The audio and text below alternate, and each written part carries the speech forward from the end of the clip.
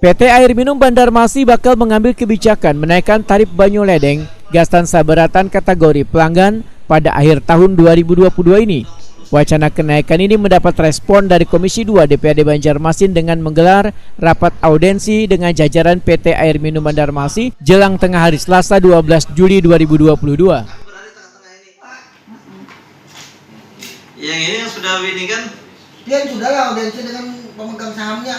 Sudah Pak, di Eropa. Direktur Utama PT Air Minum Banjarmasin Insinyur Yuda Ahmadi Wetakuni Prima TV Usai rapat membedakan kenaikan tarif untuk sabaratan kategori pelanggan Banyu Ledeng ini adalah untuk memperbaiki kondisi cash flow perusahaan yang baru berubah menjadi perseroan terbatas milik pemerintah Kota Banjarmasin. Selain itu, kenaikan tarif Banyu Ledeng ini pun sudah sesuai dengan SK Gubernur Kalimantan Selatan tentang penetapan besaran tarif atas wan bawah banyu minum di Kalimantan Selatan tahun 2022.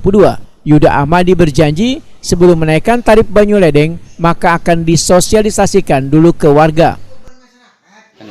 Ya memang sudah saatnya kita harus melakukan itu karena kita melihat kondisi kita juga sudah semakin menurun pelayanan kita. Kita juga harus mencari upaya bagaimana pendapatan kita bisa ditingkatkan. Salah satunya kita mencoba mengusulkan itu penyesuaian itu, cuman jadi Dewan bisa mendengar konsultasi publik juga. Yang naik penyesuaiannya tahun berapa Pak? Berapa tahun Pak? Sudah 7 tahun. 7 tahun. Ini yang naik ini semua kategori kah? Ya, termasuk rencananya ya. Masyarakat berkonsumsi rendah. Ya, Pak. Berapa persen Pak boleh tahu Pak? 10% dari Rata nggak, Pak? rencananya yang kita usulkan. Cuman tadi Dewan meminta kita harus sosialisasi dulu, konsultasi publik, dan kemudian ya sosialisasi yang penting. Ketua Komisi 2 DPRD Banjarmasin Awan Subarkah menyatakan belum menyepakati adanya kenaikan tarif Banyu Ledeng ini dikarenakan perekonomian warga masih belum stabil habis dilanda wabah COVID-19. Politisi Partai Keadilan Sejahtera ini pun menegaskan bila ingin memulihkan kondisi PT Air Minum Banjarmasin cukup dengan penyertaan modal sehingga kenaikan tarif bisa ditunda terlebih dahulu.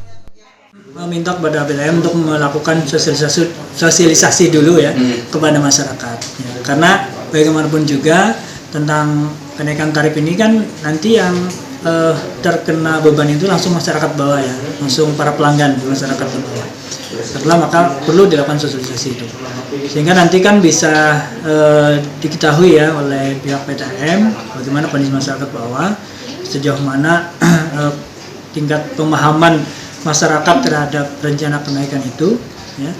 Kalau kemudian memang dengan adanya kenaikan itu memang kondisi saat ini memang dianggap misalnya belum tepat ya, misalnya dari masyarakat menyampaikan kondisi belum tepat, itu kan menjadi bahan ya bagi PTM sendiri apakah memang kenaikan tarif itu memang belum tepat. Kalau belum tepat kan berarti ya ditunda dulu, berarti rencana kenaikan saat ini.